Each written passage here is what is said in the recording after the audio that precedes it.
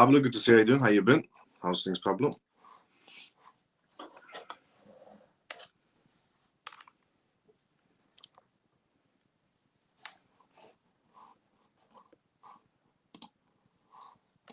Pure, good to see you as well. Evening, brother. How you doing? How you been?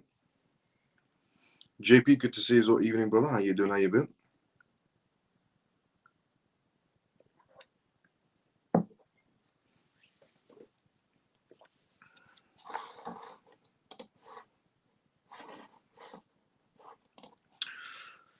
Good evening, Miles of CMF. Free Feather, good to see you as well. How you doing? How you been?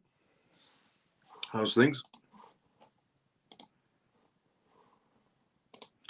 Evening, Miles of CMF. Pierce, good to see you as well. How you doing, brother? How you been?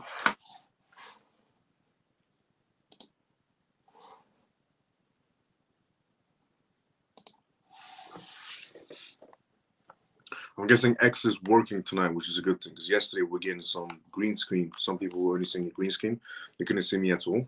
But I think X is working now today, which is brilliant. And today, yesterday I think it was just having some sort of glitches probably. It was either Restream or it was X, but whatever it was, it's fixed now, which is good. Good evening, brother Miles. Good to see you as well. How you doing, Frankie, brother? How you been? Cannot see you, Miles. Just a green screen. We'll rejoin. Still a green screen. I don't know why that's happening. Why on X is just a green screen? It's been a while. How are you guys? I'm doing great, Funky brother. Good to see you as well. How you doing? Definitely has been a while. Everything's going great though. Now, tonight there's a mixture of news to talk about, as usual. Regarding essentially the United States in terms of China, in terms of trade deals, in terms of Italy, which we talked about yesterday, but we have more information about that today. A few things are happening regarding CBDCs, which we're going to go through on tonight's live. There's some Ripple news, obviously, to go through on tonight's live as well. Some prospective news to also go through, some data news to go through in terms of the market space, how things are playing out. Also, essentially, CEO perspective to go through on tonight's live as well. Regarding cryptocurrencies expanding into essentially different jurisdictions, we're going to go through on tonight's live as well. We're also going to be talking about CEO perspectives and what CEOs in the blockchain space have done so far for the crypto space in terms of taking things into their own hands. And then a very, very interesting case inside the crypto space that pretty much died out a very long time ago, we could say, a while ago, regarding the SEC and essentially Coinbase. It's came back to life, but in a different way, not from the SEC, but from a moron from the Democratic Party, which we're going to get to that news as well on tonight's live. But the first news also we're going to go from tonight's live is regarding the US debt policies. But before we go through that, just want to say welcome to the CMF Live if you're watching this for the first time ever. The CMF stands for Crypto Miles Family. My name is Miles. I'm hosting live that you're watching right now, Monday to Friday. You can tune to this live around 11:25 p.m. UK time onwards, where I talk about the most recent news that's happening around the world in terms of cryptocurrencies, CBDCs, AI, politics, regulations, pretty much everything you need to know about regarding the world completely transforming into a digital space. We also do Q&As on this live as well, which means if you do have any questions, put it down inside the comment section. More than happy to answer any questions you may have. The disclaimer of this live, as always, is not financial advice, no political advice, and whatever I say is only for entertainment purposes. Now, before we go for the first news, which is regarding the US debt policy, let's go inside the comment section first, and I'm going to go straight into the first news. Just want to say, on X, can everybody see me? Is it still green screen, or is it some people can see me, some people can't? Because we're having this issue yesterday with X. It was just a green screen. Some people could see me, some people couldn't. But just a quick update on that matter. Anyone from the CMF, can you see me on X, or is it still a green screen? Can I see you, Miles? Just a green screen. We'll rejoin. Okay, Pure. It's been a while. Yes, it has. Shelly, morning. Good to see you. How you doing? How you been? Still a green screen on X. Thank you for that, JP. Hi, Miles of CMF. Stormy, good to see you. How you doing? How you been? I've just come back from Saudi Arabia. Let's go, funky brother. 3 weeks I've been away for. Have we landed on the moon yet? Is the rocket about to take off? What I could say is that they're fueling the rocket, but it hasn't taken off yet. Manny, good to see you. How you doing? Good evening. How you been? Now, first news on tonight's live. Let's just go through the first news, and then hopefully the green screen will go away. I can see you on X. Okay, that's great. Thank you so much, Shelly, for letting me know. So some people can see me on X. Some people are seeing a green screen on X. So it could be just a problem that's coming out of X. It shouldn't be restreamed then. But hopefully, as the lives go on, or the tonight's live goes on, that will probably adjust and everybody can see me on X, not just some people can see green screens and some people can see me. Now, a lot of things have happened, essentially, regarding essentially debates of trade tariffs, regarding data points, regarding new lawsuits, which we're going to go through on tonight's live. But the first one we're going to be covering on tonight's live is regarding the US debt. But before we go through the US debt, just one thing. Thank you so much to everyone from the CMF who has, if you're watching this on X, who has liked this live on X, who's retweeted this live on X, who's put a comment outside the live. And thanks so much to everyone on YouTube who's watching right now, who's also liked the live as well from the CMF. Now, the first news on tonight's live is regarding the US debt policies and the impacts on essentially global market spaces. So here it is. The debt policy of the United States is more than just budget numbers. It's a complex system that influences essentially global capital flows, currency exchange rates, and the overall health of international economy. If you ever wanted to know the quote that the International Monetary Fund essentially throws around, which is, if the American markets sneeze, the world market catches a cold, which is a quote that the International Monetary Fund uses and even the Bank of International Settlements uses. Well, here's a breakdown of what happens essentially when the American markets could sneeze and the world market catches a cold. But how exactly does US debt policies affect global markets? And why should it matter to all of us? So here's a breakdown. The United States is currently facing a historical level of national debt, over $36 trillion, which amounts to approximately 120% of its GDP. This staggering figure continues to grow. The critical essential question the minds of economists and investors is, how sustainable is this trend? And what are the potential essential consequences for the global economy? The answer largely depends on how the US manages its debt going forward, and how this essentially in turn impacts the economic stability of other nations around the world. Number one, impact on interest rates. One of the primary tools for managing national debt is adjusting interest rates. When the US raises rates, the ripple effects are felt around the world. Higher borrowing costs, as the world's essentially largest economy, US interest rates hike, drive up essentially borrowing costs globally. Loans become more expensive in both developed and emerging markets. Increased debt essentially servicing costs. Countries with substantial amounts of dollar essentially dominated debt face higher costs to service that debt, potentially triggering financial strain, especially in emerging economies. Number two, the dollar as a reserve currency. The United States issues the world's primary reserve currency, the dollar. Any shift in US physical or monetary policies is inevitable for global behavior. Dollar essentially depreciation. If a growing US debt causes investors to question America's essentially creditworthiness, the dollar could be weakened. Capital flight is also an alternative. A weaker dollar often promotes investors to seek essentially safer or higher yielding alternatives such as gold, cryptocurrencies, or other national currencies, reshaping capital flows across global markets. Number three, inflation and deflation dynamics. Debt policies also has a significant influence on inflationary trends. Raising inflation, increased government borrowing can lead to a higher money supply, and inflation, especially if debt is used to salvage the economy. Global inflation slip over as the US dollar's value shifts and US interest rates change. Other countries essentially may experience price increases, particularly exporters to the US, affecting global trade dynamics. Number four, influence on the stock market, which also has influence on the crypto markets. Rising US debt can alter investor behavior and market sentiments. Declining essentially confidence in US assets, fears of debt crisis may push investors away from US markets, leading to a drop to essentially stock indices. Reduced market liquidity, high interest rates, and growing debt burdens dry up liquidity and exerting essentially downward pressure on asset prices worldwide. US debt policies is far more than a domestic issue. It's a powerful lever that shapes credit costs, currency valuations, and investment patterns across the globe. As America continues to essentially expand its national debt, global markets remain increasingly sensitive to physical essentially decisions made in Washington. The reason why, you could say there's many reasons, but one of the reasons why America has a humongous debt is because one particular party, the Democratic Party, decided to essentially abuse taxpaying dollars as much as they could. and spend it as much as they could and borrow it to other nations, knowing well that they can't afford to pay it back. Obviously, Trump is trying to fix that scenario, but every time Trump tries to fix anything in America, the Democratic Party comes out and says that Trump is ruining America. What's actually happening, in fact, is Trump is cleaning up the mess the Democrats left behind. Now, Binance also weighed in on the matter of the US debt. So Binance says the United States Treasury supply will hit a record $31 trillion in 2025, a scenario that could have an impact on macroeconomic events and environments for cryptocurrencies. According to Binance's newest research report that came out today, the US Treasury's issuance is expected to raise to a staggering $31 trillion in 2025. This spike, essentially in the Treasury bonds, will see supply accounts for about 109% of gross domestics products and 144% of the M2 money supply.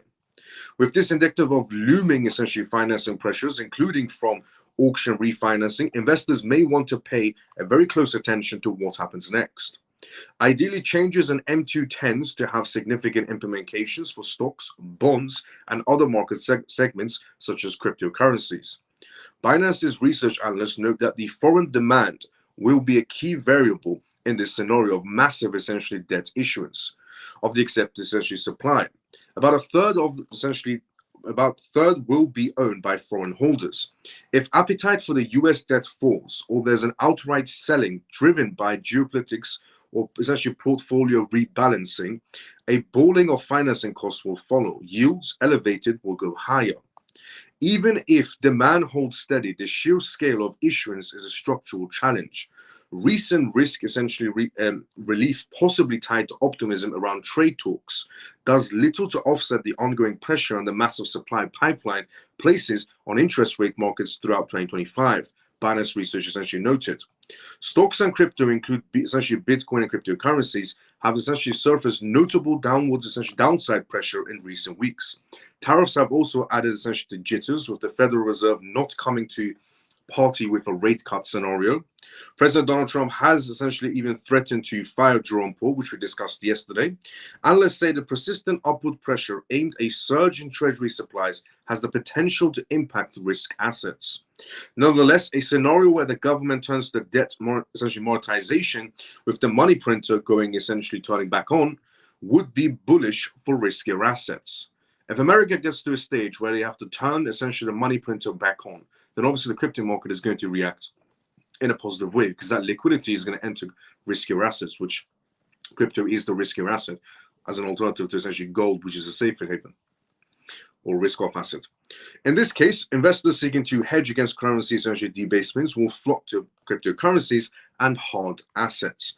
So, according to Binance's recent research, if Jerome Powell doesn't want to join the party and do rate cuts for America, which they should be doing, but if Jerome Powell doesn't want to do rate cuts, it could be an indication that very soon they're going to have to turn on the print. They have to turn on the money printer. However we look at it, if Jerome Powell does rate cuts, positive for the crypto space. If Jerome Powell turns on the money printer again, also positive for the crypto space. Essentially, according to Binance's research, which is true. Either way it goes, we're good to go. In fact, the founder of Cardano did an interview today on CNBC News, where he was asked the question of, is the crypto market essentially pretty much done for? Is the crypto market pretty much done for? Is there nothing else that's going to be coming out of it? And essentially, Cardano's founder said on CNBC Live News that the crypto market is not done for, that Bitcoin is going to, in his words, reach new heights by the end of this year, 250,000. The news reporter said, how are you, so confident that the crypto market is going to rise and do new levels this year? He said, well, the trade battle that's going on between essentially China and the United States is going to come to an end. And people are going to realize that the rest of the countries actually want to make a deal. And it's just China and the US that's going head to head. So it's going to get to a point, he said, where the crypto market or the stock market couldn't care less about it anymore, because everybody would have made a deal with the United States, and some may choose China in that scenario, but everybody would have made a deal with the United States.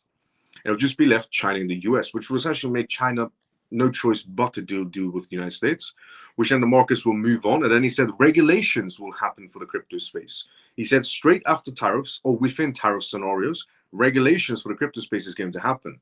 And he essentially named one of the regulations, which is a stablecoin act that's coming through, the Genius Act.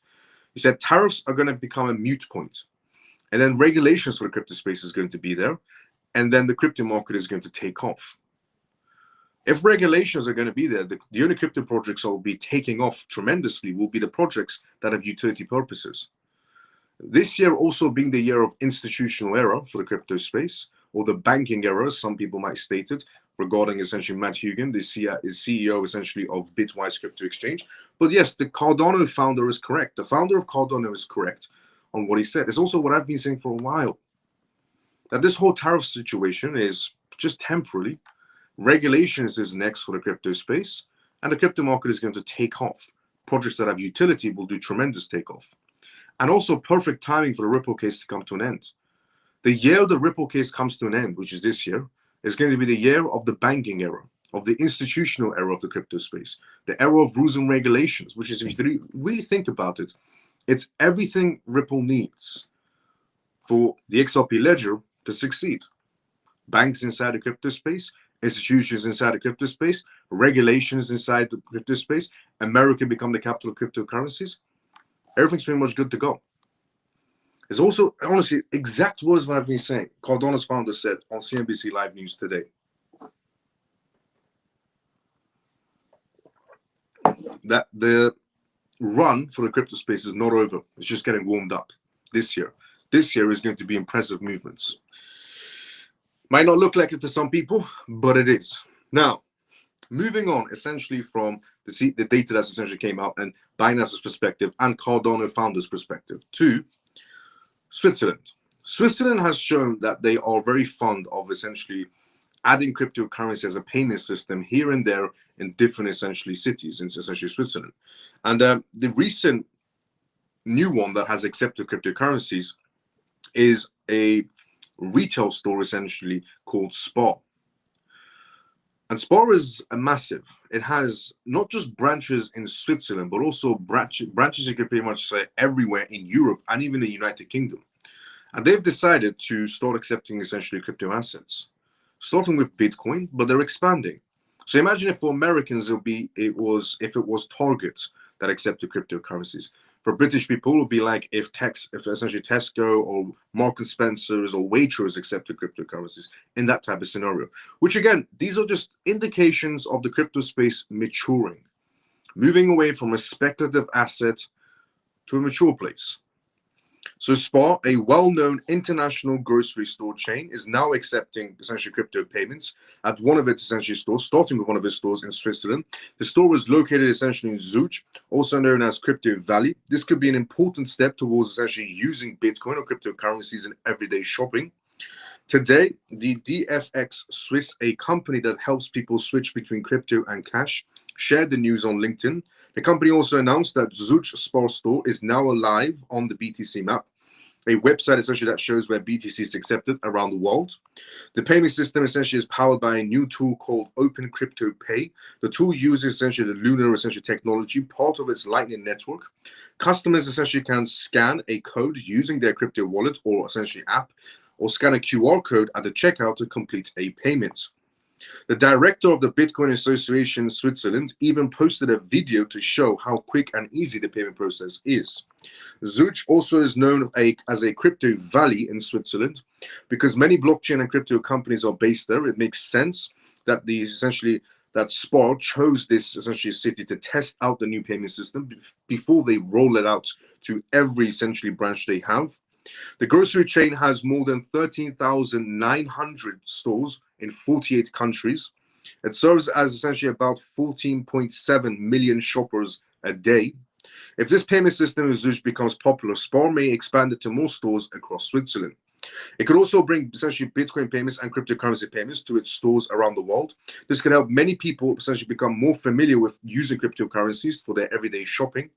This is not Spar's first move in this direction. In 2014, a Spar store in essentially Arnhem, Netherlands, joined a project called Bitcoin City and started accepting Bitcoin also. Pickner Pay a leading grocery chain in South Africa, also began accepting essentially cryptocurrencies in 2023. After a successful test, the grocery store added payment, essentially crypto payments, to all of its 1,600 stores. Now, shoppers spend over $50,000 in cryptocurrencies monthly at these stores. Big American brands like essentially Whole Foods, Starbucks, and even Subway have also started accepting crypto payments. They use apps like essentially Spendin, which essentially changes crypto into regular payments at checkout. This development is not only essentially happening in grocery stores, banks, crypto companies, and schools are starting to accept Bitcoin or crypto for payments. This shows that cryptocurrencies is becoming more useful in their daily lives. Digital assets are no longer considered riskier investments, but a growing part of digital finance. Just another essentially, indication that we're moving away from a speculative, essentially, market space to a very much more mature, regulated market space for the crypto space, which is what we want. We want the crypto space to look mature. When the crypto space looks mature, more capital will be entering the crypto space towards crypto projects you're holding, if you're holding genuine crypto projects and not meme coins. Now, MoonPay is what we're going to talk about next. So moving on essentially from the Switzerland news announcement or the South African news announcement or essentially America's news announcement in terms of their shops and groceries who accept cryptocurrencies to MoonPay. MoonPay's CEO essentially letter to Congress stablecoin bill risk creating national essential monopoly. So MoonPay's CEO has sent a letter essentially telling Congress that when it comes to the stablecoin regulations, let's not turn it into a monopoly. And let's just essentially make the regulation a lot more transparent and beneficial for essentially for the states and for stablecoins. MoonPay's co-founder and CEO, Yvonne, has issued essentially a formal letter to the US Congress dated, urging lawmakers to essentially maintain a level playing field for both states and federal stablecoin issuers in upcoming legislations. Addressed to the essential leadership of the state's banking committee and the House of Financial Services Committee, the letter advocates for essentially parity in the treatments of state-chartered, federally chartered entities under the proposed essentially Stable and Genius Act. Yvonne voiced his strong support for the proposed amendments from the Conference of the State Banking Supervisors, the essentially CSBS, which seeks to ensure that state-regulated payment stablecoin issuers, PSIs, are not essentially put at a disadvantage compared to their federally regulated essentially counterparts. According to him, fostering essentially fair competition between state and federal entities will benefit consumers, promote innovation, and uphold long-standing regulatory frameworks that have successfully governed the money transmission industry for decades. And essentially, as Congress moves closer to finalizing essentially a national stablecoin network, Yvonne urged lawmakers to preserve those viable state paths that meet the regulatory benchmarks established the Genius and Stablecoin Acts. And the letter essentially that was sent out to Congress, here's a part of the letter. While the cryptocurrency industry has called for federal legislations for years, it has been these states' regulators who have essentially provided and continue to provide regulatory clarity and supervision to ensure consumer protection and enable growth in the sector. As federal legislation essentially now approaches the finishing line, it's essential to preserve viable state pathways for the PSIs that place the state regulators that meet the standards for the Genius Act or the Stablecoin Act on an equal footing for the federal regulators. Yvonne's message echoes a broader concern within the crypto community and the fintech industries that centralizing stablecoin regulations at the federal level could stifle competition and innovation. He argues that the dual state federal regulatory structure that governs money transmitters have proven essentially effective and should serve as a model for stablecoin oversight. As Congress essentially weighs the final language of the legislation, the stance of MoonPay adds a prominent industry voice to a push for inexclusive and balanced regulations, one that protects consumers while fostering a thriving, competitive digital asset economy. Yeah, I stand by 100% regarding the founder of MoonPay sending a letter to Congress to essentially let them know that, when you're coming up with the regulations for stablecoins, don't make it essentially too strict. Don't make it essentially in a way where you're stifling innovation. Make it transparent, make it clear, and also, in the most simplest way to put it, give some breathing space for the stablecoin regulators so that they don't feel like they're being controlled to the max, pretty much. Now, moving on essentially from MoonPay's letter to Congress regarding stablecoin acts to digital sum. Before we talk about digital sum, let's go inside the comment section first. As regarding CBDCs is what we're going to talk about next. But before we talk about that, let's go inside the comment section first. As I said previously, this is live, which means if you do have a question or even a statement to make, put it down inside the comment section. More than happy to read it. I read everyone's comments and statements one by one. Don't leave anyone out. So if you do have a comment or a statement or a question to make, go for it. Don't be shy. Now, before we go for the CBDC news next, let's go inside the comment section first. Let's see where we were at. We were at here. Good evening, CMF family. Ava, good to see you. How you doing? How you been? Good evening, Miles and CMF. Good to see you, Warren. How you doing? How you been? Joe, evening, Miles and CMF. Good to see you, Joe. How you doing? How you been? Lena, greetings, Miles and CMF. Good to see you, greetings. How you doing? Hi, brother. Come on. Good to see you. How you doing, brother? How you been? We still get a green screen on X. I think some people get a green screen. Some people can see me. It's weird. Good evening, Miles and family. Ian, good to see you as well. How you doing? How you been? Hi, Miles and CMF. Good to see you as well. George, how you doing, brother? How you been? And Stormy, thank you so much for all the emojis so that those comments go away. Out of all the viable essentially crypto, why is SPAR allowing BTC for payments? The reason why essentially SPAR is allowing BTC as the payment essentially is because the company that went towards SPAR was a BTC foundation. So it wasn't like, for example, Ripple or Stellar or HBAR or Cardano or Solana that essentially went to a SPAR branch and said, would you like to use cryptocurrencies? It was the Bitcoin Foundation. So it was a higher chance that they're going to use Bitcoin as payments than they would essentially have other cryptocurrencies. Preferably if, retail stores like SPAR or Marks & Spencer's or Waitrose or Tesco's or Target or whatever, any of these retail stores, preferably they should be using payment systems like Bybit or something, because they accept multiple cryptocurrencies, or even Binance Pay, for example, because they accept multiple cryptocurrencies rather than just one. So if someone wants to use, for example, Solana to pay their groceries, they can. XRP, they can. XLM, they can. XDC, they can. Cardano, they can, so on. So preferably, they should be using a payment system for cryptocurrencies that accepts multiple cryptocurrencies rather than just one. But the reason is of why essentially the SPAR essentially in Switzerland, the one branch of SPAR in Switzerland that's decided to use cryptocurrencies just to test it out and started with Bitcoin, is because the people that approached that branch were a Bitcoin foundation. They were never going to approach them and say, would you like to use XRP? Or would you like to use XLM? Or would you like to use essentially XDC or so on?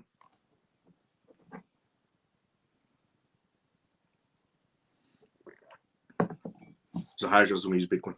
Good evening, good day, Miles and Simon. Good to see you this Friday. Good to see you, Mike. How you doing? By the way, happy Good Friday to everyone as well who was watching. Mike, let's go. Denise, yeah, I'm also getting a green screen. I don't know why. Some people get green screen, some people see me. It's weird. So BTC now has utility. BTC's always had utility. It's just, it was very poor. BTC in terms of a payment system, it's slow and congested. It's always had utility. It's never, not had utility. Bitcoin has always had utility. It was just the utility that it provides is slow and congested. It's always had utility. It's just what it provides is slow and congested compared to alternative payment systems inside crypto space, where it will take for Bitcoin essentially to process of one payment. If it's congested network, it could take hours or even essentially longer than a few hours. But for an alternative payment system on the blockchain space, it could take a few seconds. So Bitcoin's always had utility. It's just what it provides as a utility is slow and congested and outdated compared to essentially competitors. Now, hi Miles, why is it taking long for the bull run?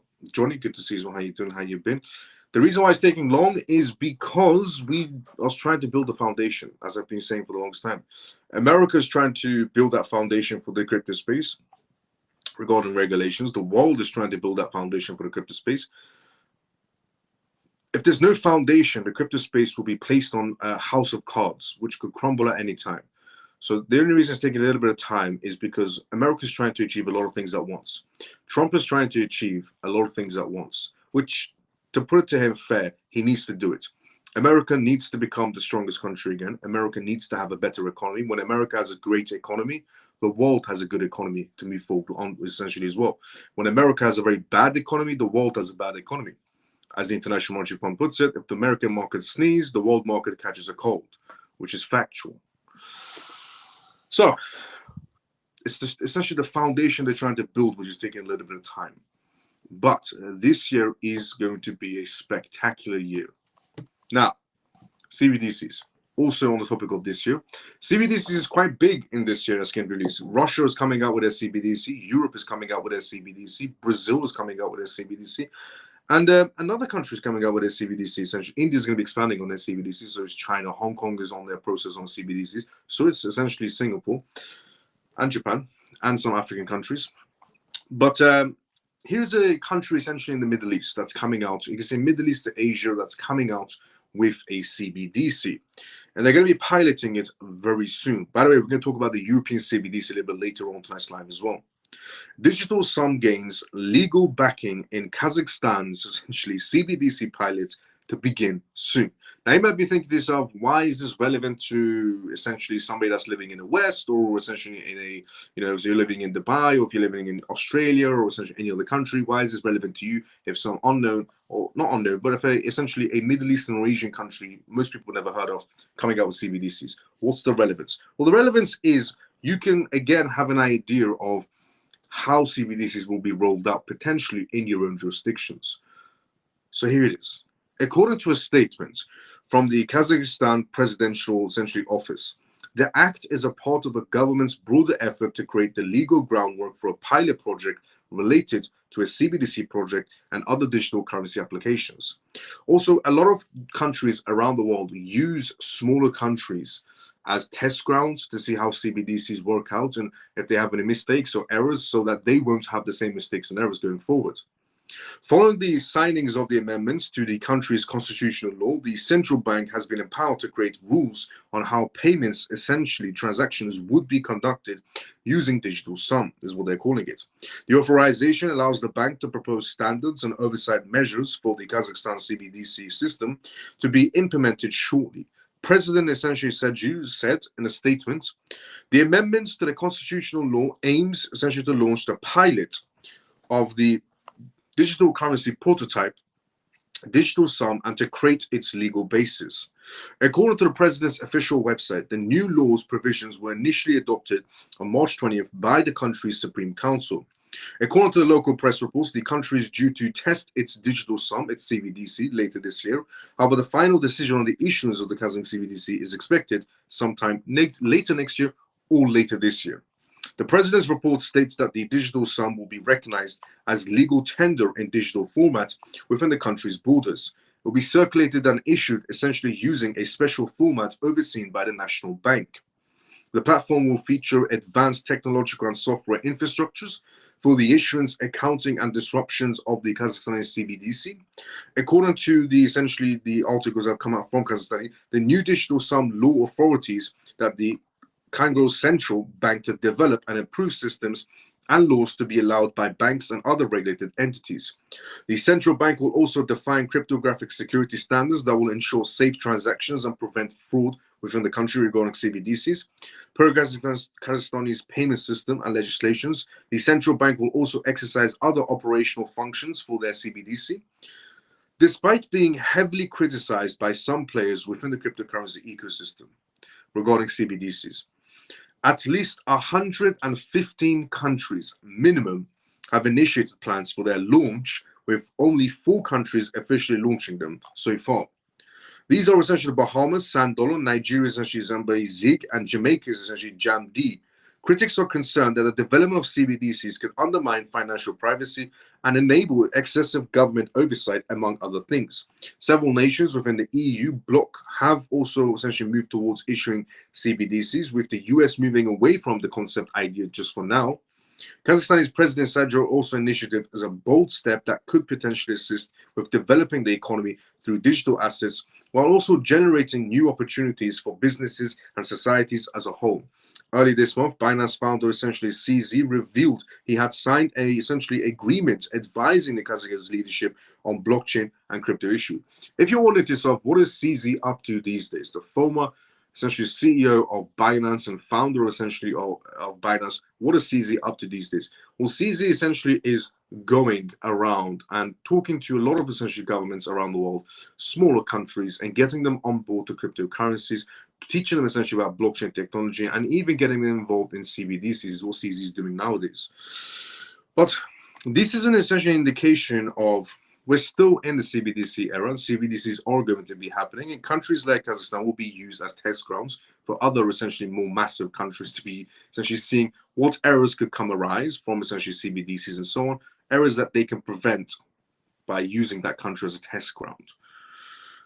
Also, just once again, 115 countries are in CBDCs. A few of them are launching this year. Whoever doesn't launch this year is launching next year, guaranteed. Now, Trump is what we're going to talk about next, which ironically answers the question inside the comment section. Someone with the name of Unleashed Beard has asked the question, are you a massive Trump fan? Am I a massive Trump fan? Yes. I think Trump, in my point of view, is the best president the United States has so far had, by a mile. Trump 2.0 is the best president the United States has ever had. He's the only leader of a country I've ever seen campaign on what he's going to do and actually do them. I've never in my entire lifetime, as I said yesterday, I'm 30 years old. I'm 30 years old since the beginning of my life until now. Now that I'm 30 years old, I've never seen a politician that's running for becoming mayor or becoming prime minister or becoming president for any job category. I've never seen a politician actually do what they say, except when it came for Trump. The man said he's going to reduce essentially people coming into the country, illegal aliens. He has 98% down in terms of border crossings. The man said he's going to lower gas prices. He has. The man said he's going to lower grocery prices. He has. The man said he's going to create more jobs in America. He is. The man said he's going to bring more investment into America. He has. SoftBank is bringing $100 billion to America. People could say that's a lie, but it really isn't when you're looking at SoftBank. SoftBank has mentioned this publicly. SoftBank has mentioned it publicly that they're going to be investing $100 billion in America, and Democratic politicians will come out on the news and say it's a lie, even though it's coming out of the mouths of the CEO of SoftBank. Or essentially, Trump saying that the trade tariffs are going to bring more countries to the table. And a lot of countries have already started to call the White House and say they want to make a deal. And Democratic politicians will say that's a lie. CNBC News will say that's a lie. But then you see Italy's prime minister in essentially the White House. You see Japan's essentially government in the White House. You see Singapore doing conversations with them. Many other countries, Mexico doing conversations with them. Even China is starting to turn around. The UK is changing their laws in favor of Donald Trump. The world is starting to heal in more ways than one. The EU is coming around. The EU started with the plan of we're never going to back down. The EU said we're never going to back down. We're going to go head to head on tariff wars. But they did after 48 hours. All it took was 48 hours for the EU to realize, okay, we're starting to feel the burn now. So honestly, from the day I was born until now that I'm 30 years old, I've never ever seen a politician who wants to become prime minister, who wants to become mayor, who wants to become a senator, who wants to become a congress member, who wants to become president, actually campaign and do what they said in their campaign until it came to Trump.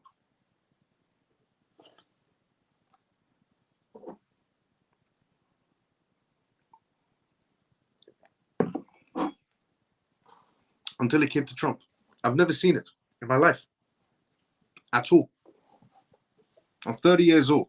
I've never seen anyone actually campaign and do it until they came to Trump. Miles SoftBank is in Singapore. The branch that made the investment is from Japan.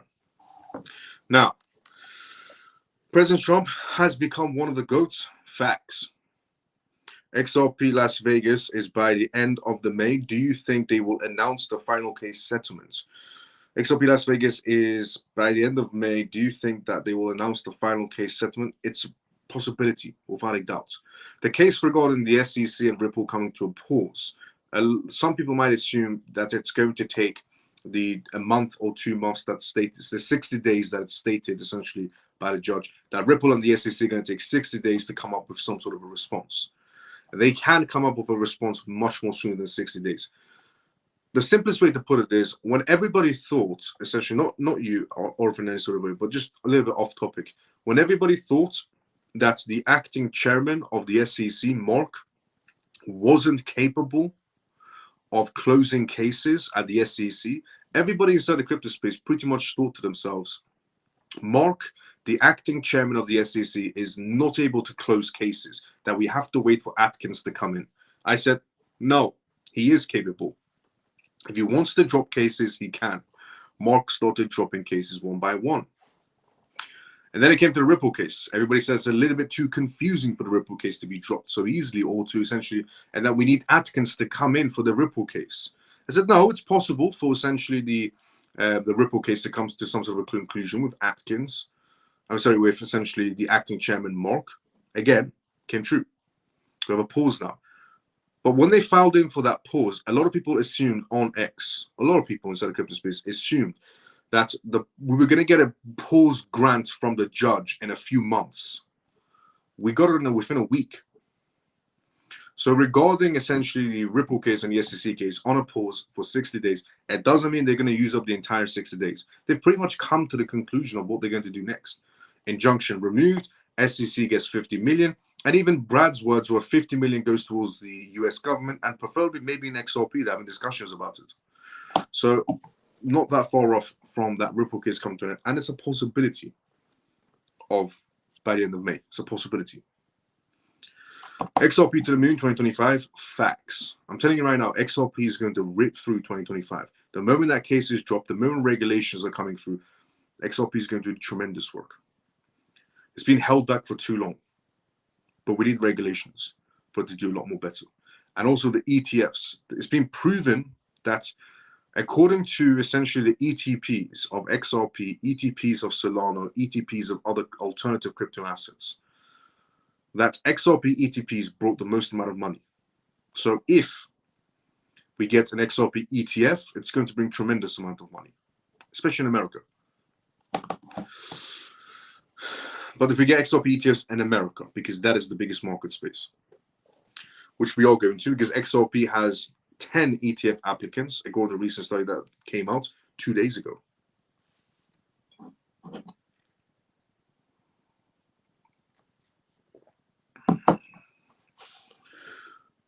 And if there wasn't that much, essentially, if there wasn't that many people interested in XRP as a viable asset, then there wouldn't be this many applicants.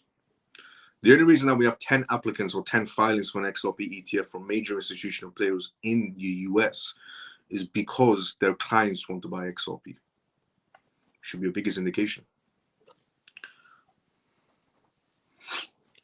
Make sure to hit the thumbs up for the live. Let's go Stormy.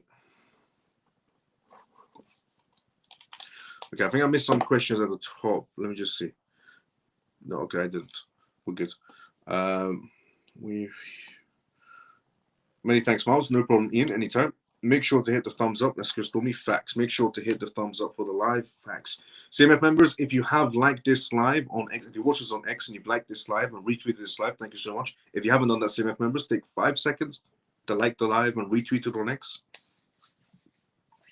Do we need Ripple/SEC to be finalized before we can get an ETF? Yes. Otherwise, it'll create more confusion. Preferably, yes. If it's the other way around, it's going to create a lot of confusion. It can happen the other way around. Believe it or not, it can happen the other way around, but it's going to create a lot of confusion. But it can happen, yes. Like Brad said, XRP is like a basketball that has been held underwater. facts. Happy Friday, Miles and CMF. Peg, good to see you as well. How you doing? Happy Friday. Happy Good Friday, everyone that's watching right now. It all seems to be about timing, Miles. It is absolutely facts. It's all about timing. Everything in this world that's supposed to be on a large-scale movement is coordinated to happen with time zones. Now, Trump says essentially talks with China are going very good. The recent update from the former US President Donald Trump stated that he has had a nice conversation with China and that things are going very good between the two countries. His remarks suggest a shift in tone that could signal improved diplomatic and economic ties between the US and China. It seems like essentially China has started to come around and they're actually having pleasant conversations with the United States, which is a positive for the crypto market space and the stock market. The statement comes at a time when global investors and policymakers are closely watching the dynamics between the two largest economies in the world.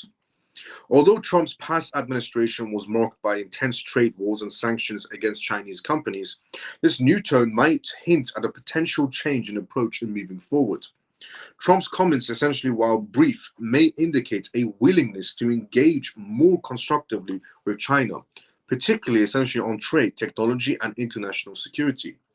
While no official details were provided about the content of the conversation, the use of words like nice and very good are very notable given that the historically tense relationship they may have. For traders and the crypto markets, such diplomatic optimism often triggers shifts in sentiment. Easing tensions between the US and China could lead to more stable market spaces and better essentially trade flows, and possibly even cooperative steps on technology essentially regulations, including blockchain and AI developments. So honestly, regarding China and the US, the biggest two market spaces on planet Earth, America obviously the first, China being the second market space, that seems like they're coming around. The world is coming around to make a deal with Trump, which means regulations will be next and crypto utility will be next. Now, which also means, regarding what I've been saying, and also what the founder of Cardano has been saying, especially today on the CNBC Live News. Now, Trump also not only is having pleasant conversations with China, which is great for the market space, but also Trump has mentioned Russia and Ukraine agreements is going to happen by the looks of it. US President Donald Trump stated today that there is a potential to facilitate a Russian and Ukraine agreement. This comment essentially has sparked interest, though no specific market reactions have been observed, aligned with Trump's historical influence in geopolitical discussions. Trump's comments essentially are noteworthy in the context of ongoing geopolitical tensions between Russia and Ukraine. His remarks highlight a dynamic shift in US diplomatic strategies, potentially influencing future foreign policy discussions. However, the lack of primary source confirmations has left some uncertainty about the officials of US involvement in such a medium efforts. During an event essentially on April 19th, former US President Donald Trump expressed optimism about the potential for the US to assist in facilitating a peace agreement between Russia and Ukraine. "We have a great opportunity to facilitate a Russian and Ukraine agreement," Trump said, reflecting his characteristics approach to international diplomacy during his presidency. However, there essentially remains no official confirmation about his primary communication channels regarding his declarations as verified essentially in recent searches. While Trump's statements was intended to emphasize the possibilities of a US involvement in peace talks, there have not been significant reactions from the crypto markets or regulatory bodies. Notably, no major industry figures or key essential opinion leaders have publicly commented on the implications of this announcement. While geopolitical developments could potentially impact the regulatory environment, the crypto markets remains more influenced by macroeconomic factors. Data analysis indicates continued caution in the markets, with regulatory updates and technological advancements being closely monitored by investors. So apparently there are talks that Russia and Ukraine agreement is in the works. But one thing you should know. So one particular member from the Republican Party came out, and you can also say he is one of Trump's advisors. He came out and said that it seems like the person that doesn't want to end the war is Zelensky. Now, the Democratic politicians or people that may support Democrats will say that's a lie. Zelensky obviously wants to end the war. But here's the thing. The Republican made a very good point, which was Zelensky technically isn't supposed to be the leader of Ukraine, because his term ended a year ago. And the person that was running against Zelensky to become the leader of Ukraine was, you could say, taken away.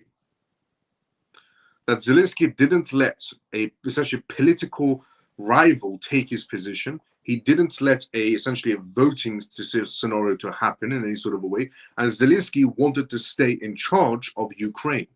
And he used the war scenario that no political campaign should start on who becomes the next leader of Ukraine.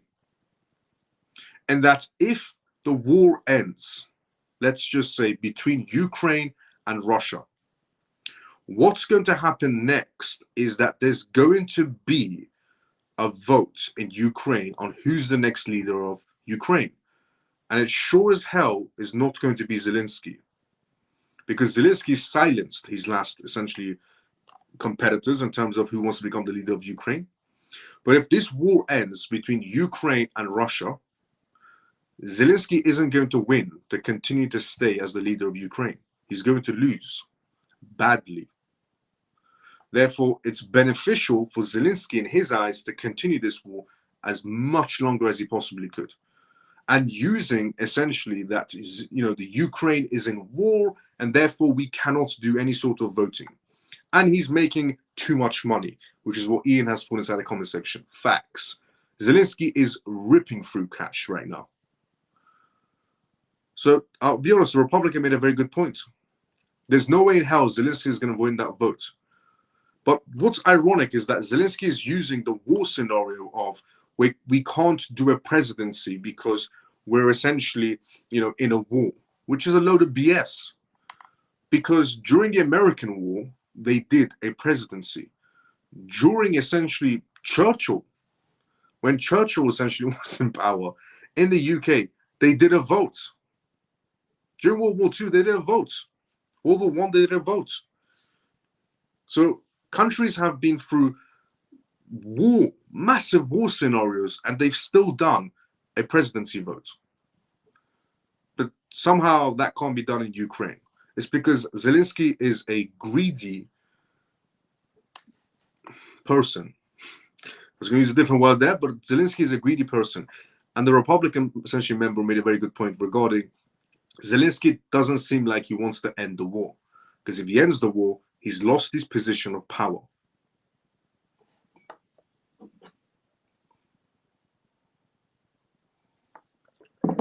Now, and he's making a ton of money. A ton of money. Now, moving on, essentially from the Ukraine and Russia essentially scenarios, but regarding the crypto space, it's not, essentially reacting badly to this Ukraine and Russia situation anymore. It does seem like the crypto space has just moved on from that news and couldn't care less about Ukraine and Russia, which is brilliant news. It's more focused on essentially right now the tariff scenarios, which are also temporary, to be fairly honest. Now, if you ever wanted to know regarding where do the Democratic Party stand, if you ever wanted to know where does the Democratic Party in the United States stand, do they stand for American people? The answer is no. Do the Democratic Party or the Liberal Party stand for American innovation? No. Do they stand in making America essentially a better country? No. The Democratic Party just seems like they're digging a deeper hole. So one particular case that was Coinbase versus the SEC came to an end, where the SEC under Gary Gensler's essentially authority said that Coinbase is selling unregistered securities. And that case obviously got dropped by essentially Mark, the acting chairman of the SEC, because it was ludicrous. Well, an Oregon essentially attorney, General Reeves, has said that they're going to pick up the Coinbase case where the SEC left off, or where Gary Gensler left off, is their exact words. And if you're not surprised, he is a Democratic Party member. In a surprising twist of events, Oregon attorney General Dan Rayfield, who is affiliated with the Democratic Party figures, filed a securities enforcement action against Coinbase today. Rayfield will be picking up where essentially former SEC chairman Gary Gensler left in asserting that Coinbase has over the years operated as an unregistered security exchange and a broker-dealer. This is what he said, essentially. This is what Coinbase said. In case you think I'm jumping to conclusions, the AG's office made it clear to us that they are literally picking up where Gary Gensler, SEC, left off. Seriously. That is what essentially what Paul, the chief legal officer at Coinbase, noted. That this Democratic member, this Democratic, essentially Oregon member, politician, contacted essentially Coinbase and literally told them, we're going to pick up where Gary Gensler left off and come after you, Coinbase, for selling unregistered securities. Paul, the chief essentially legal officer at Coinbase, pointed out that the lawsuit may hamper efforts by baptism lawmakers to pass comprehensive federal legislations for digital assets. Oregon's essentially holdout campaign is an obstruction for sake of essentially obstruction. Exactly the same thing Gary Gensler did. It is a desperate scheme that does nothing to move the crypto conversation forward and in fact takes us a giant leap backwards. As usual, it's Democratic politicians who want to ruin America. It shouldn't be more clear than that, honestly. Liberal and Democratic politicians ruin America. They don't stand for American people. They don't stand for American innovation. They don't like the idea of America succeeding in any sort of a way. All they care about is filling their pockets with taxpaying dollars. As Coinpedia reported, the US SEC under Donald Trump's administration dismissed the Coinbase case with prejudice, meaning the case was permanently closed and cannot be brought back to the courts. But this Democratic politician wants to bring it back. However, Oregon's AG case against Coinbase changes the dynamics in the ongoing global trade war. The announcement did not negatively impact Coinbase's services or its stock market on Friday because everybody sees the Democratic Party as an absolute joke. Moreover, the mainstream confidence in Coinbase has significantly grown in the recent past with the anticipated crypto regulatory frameworks ahead. Meanwhile, Coinbase announced it will do whatever is required to beat the case against the Oregon AG. So once again, Democrats trying to stop innovation in America. I don't know what it is with Democratic politicians. Or, for example, that one particular Democratic politician right now who is in El Salvador, who's trying to bring back someone to the United States, who is affiliated with one of the most brutal gangs the world has ever seen. The Democratic supporters and the Democratic news channels, or the liberal news channels, say it's fake news, that Trump is lying to the people, that this man who is in El Salvador prison right now is, first of all, an American citizen. He isn't. He's an asylum seeker, which means he doesn't really have the right to be in America. Second, the Democratic essentially supporters, the Democratic politicians, are saying that this man is essentially not a member of this violent gang and that essentially the Trump administration are lying to the people. Well, two judges ruled that he is a part of that. The Democratic followers said, no, we don't believe it. We don't believe those two judges. We don't believe Trump's administration. We don't believe Trump himself regarding this man. And neither does a Democratic person who's right now in El Salvador embarrassing himself to bring back a criminal to the United States. But here's a cherry on top for that story. The missus of that essentially El Salvadorian person, the missus, the wife of that man, filed a complaint with the police because she was being beaten up by him. To the Democratic politicians and to the Democratic followers and to the liberal followers that support this man, that say Trump is lying, that say the two judges that ruled he's a violent man are lying, that everybody's lying. What about that man's wife? Is she lying too? Is the police report she filed in a long time ago, is that a lie too? That she was being beaten up by her husband? I don't know. And this Democratic politician is right now in El Salvador trying to bring this moron back to the United States. I've never seen a Democratic politician stand for anything that's positive for American citizens. When Trump was doing his speech, the Democratic politicians on one side, the Republicans on the other side. And Trump mentioned back-to-back things for Americans.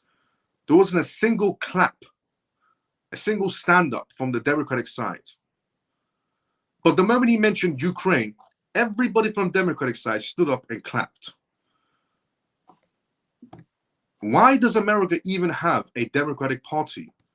They should just call it the foreign party, because they sure as hell don't stand for the United States of America. Honestly, starting tomorrow, the Democratic Party should just be called in America the foreign party, because all they care about is foreign affairs. They couldn't care less about the American citizens. They genuinely are the foreign party. They're not Democratic Party. They're not the Liberal Party. They're just foreign party. They couldn't care less about the American people. They couldn't care less about essentially American innovation. And then you have this moron from Oregon trying to go after Coinbase, even though the SEC has dropped the case of prejudice. And this man just decided willingly, as a Democratic member, as a Democratic essentially affiliate of a politician, to willingly go after Coinbase for something the SEC dropped, because the SEC themselves said it's ludicrous that Gary Gensler was doing this. I'm being very serious. The Democratic politicians, starting tomorrow, they should just be called the foreign party, because that's all they care about. They couldn't care less about America succeeding, about American citizens doing well, about American citizens' welfare. They couldn't care less about American citizens' health, safety. All they care about is ruining America, making it unsafe, making it unwell, losing a lot of money, and spending a lot of money on foreign countries, and bringing criminals back into the United States and stopping innovation. Why does the Democratic Party even exist? They should just be called the foreign party, because that's all they care about. Foreigners.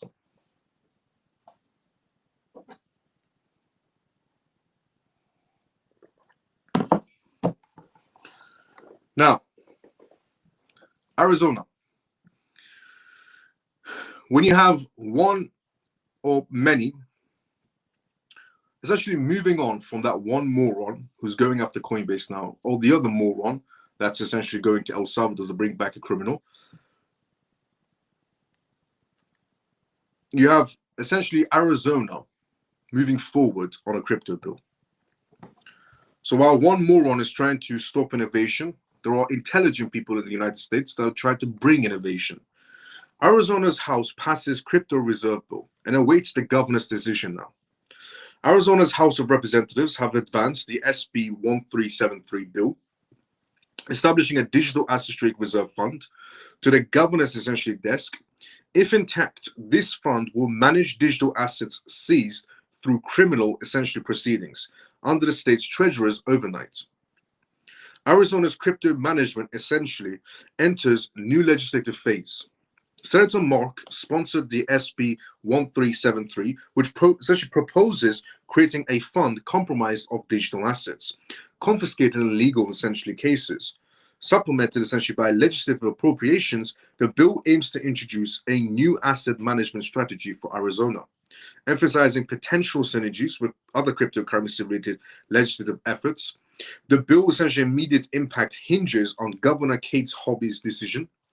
She has suggested essentially vetoing bills until a disability essentially funding issue is resolved, complicating essentially the potential enactments of the SB 1373.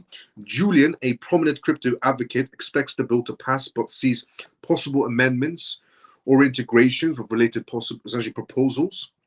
Arizona's move to create a digital asset reserve fund reflects a growing trend among U.S. states, paralleling previous essentially initiatives in the states like Utah and Texas, which have essentially filtered with integrating Bitcoin into public finances.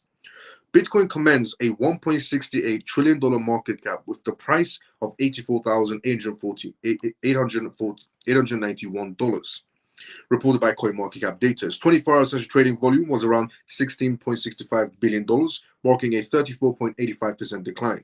And Bitcoin's dominance stands at around 62.99%, with the price showing essentially a slight decline over 24 hours. The CoinQ Essential research team notes that potential shifts in crypto regulations with Arizona, which could position the state as a frontrunner in public financial governance through crypto assets. The initiative aligns with broader market trends towards legitimizing cryptocurrencies and government finance strategies. Potential shifts in crypto regulations within Arizona, which could also position the state as a frontrunner in public financial governance through crypto assets. The initiative aligns with broader market trends towards legitimizing cryptocurrencies and government finance strategies. So when you have one moron, essentially from Oregon, Democratic, trying to stop crypto innovation, you have an entire state trying to move up crypto innovation.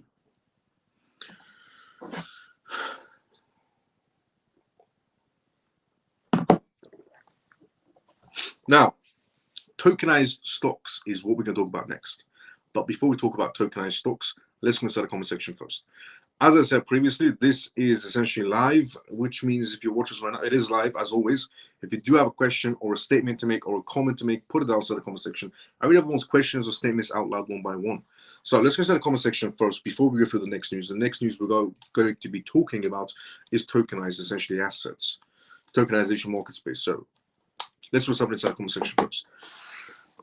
Sunshine says, "What's up, Miles? This is Starling. Starling, good to see you, all, brother. How you doing? How you been?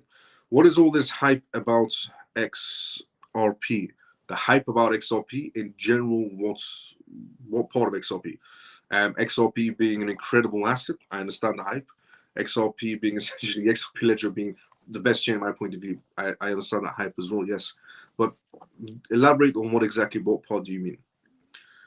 Ray, thank you so much for the $5 donation, brother. Let's go CMF. Let's go Ray. Let's go straight towards CMF hedge fund. Absolutely amazing. Let's go. The Dems should the Ukraine people hate Zelensky. A lot of people are unalive essentially because essentially he's helping the war going on. Facts. Zelensky should not be the leader of Ukraine. I agree. The Dems should really just be called the foreign party or facts. Yet individuals still genuinely believe they're good and vote for them willingly. It's a shame, honestly. But honestly, starting tomorrow, I think there should be a campaign of some sort to vote that the Democratic Party should just change their name to the foreign party. Just let it out. We know where the Democrats stand, anyways. So they should just change their name tomorrow. There should be some sort of vote from the retail section to change the Democratic Party's name to the foreign party. Just get it over with. We know where you stand. You stand with foreigners, not American citizens. So why fool anyone? The Democrats are corrupt, bought and paid for. After hearing Elon's reports on all their corruption and essentially stealing of the taxpayers' dollars, we know why they are behaving like this. They are corrupt and evil. Facts. But you know the beauty of this? The beauty of the Democratic Party digging a deeper hole for themselves? That no one's ever going to vote for them again. That not a single person with brain cells is ever going to vote for the Democratic Party again. Because the Democratic Party are showing their true colors and they're digging a deeper hole for themselves. So, honestly, what the Democratic Party is doing right now, keep it up. Because not a single person with brain cells is ever going to vote for you again. And they shouldn't be at all. So, I think, personally, the Democratic Party is ruining themselves with their own acts. Everything they're doing is wrong. And it just makes them look even 10 times worse than they already are. Good always wins, evil always loses. Now, tokenized stocks could top $1 trillion in market cap. Executives. So here it is. Tokenized stocks are on track to exceed $1 trillion in market capitalization. In the coming years of adoption accelerates. 2 industry executives said at the Tokenize This conference in New York. By the way, Stormy, absolute facts on what you said. The total essentially addressable market for tokenized stocks, a type of tokenized real-world asset, is difficult to project, but is definitely a bigger trillion-dollar essentially market, said the CEO, during the essentially event that was going on. In 2025, demand essentially for the instruments has exploded. From institutions ranging from Web3 wallets to neobanks to traditional financial service firms, according to Anna. the business officer, essentially chief business officer at essentially Workbuzz. We've had enormous influx of demand from much a broader scope of potential partners that you might not even imagine. It's actually been really interesting, she said. Tokenized assets and tokenized stocks comprise around $350 million in the market capitalization, according to data essentially from realworldassets.xyz. This represents essentially a total. It essentially represents only a silver of the total real-world assets market, which is worth upwards of $18 billion, the data shows. But this essentially could change as tokenized stocks capture a growing share of the US equities market, she said. The US stock market has essentially a value of more than $50 trillion, according to essentially the recent research from Silbus. There is a huge essentially appetite for US public equities. Even individual investors globally want exposure to US capital markets. Tokenization makes it faster and cheaper to enter the market space. She added that tokenized US Treasury bills are already in the high demands for similar reasons. They currently comprise nearly $6 billion in total market cap. Meanwhile, Coinbase is considering making tokenized shares of its stock available on Base's networks, Ethereum essentially layer 2 network. Collectively, tokenized real-world assets represent a $30 trillion market opportunity globally. Colin Butler, the Movement Essential Labs global head of institutional capital, told Cointelegraph in an interview, tokenization will become a mirror of the markets. If the user experience is better, faster, and cheaper, people will default essentially to tokenized assets instead of traditional assets. 100%. Tokenization is definitely going to be happening 100%. Day by day, the market for tokenization is getting slowly bigger. Regulations are coming in for tokenizations, and it all depends on where that tokenization is going to go, on which essentially chain or even a few chains. Now, European Central Bank is what we're going to talk about next. The European Central Bank has said that their digital CBDC euros is coming out by October 2025.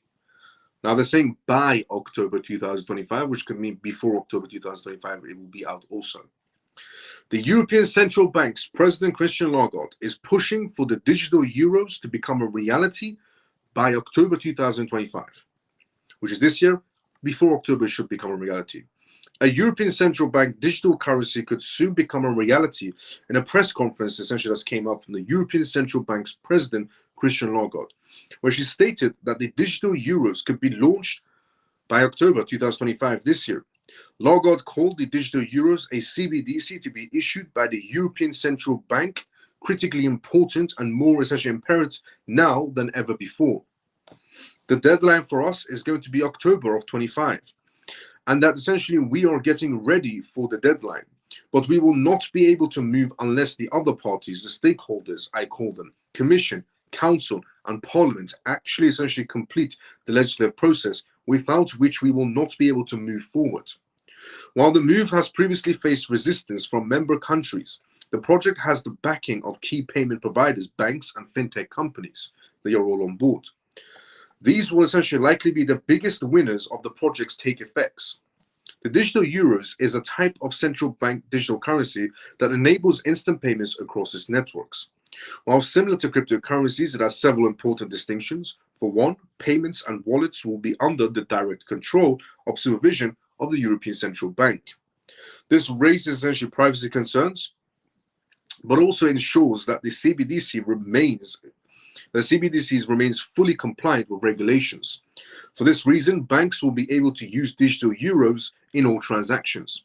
Notably, UniCredit's CEO has already expressed support for the project and argued that banks should be fully involved in it.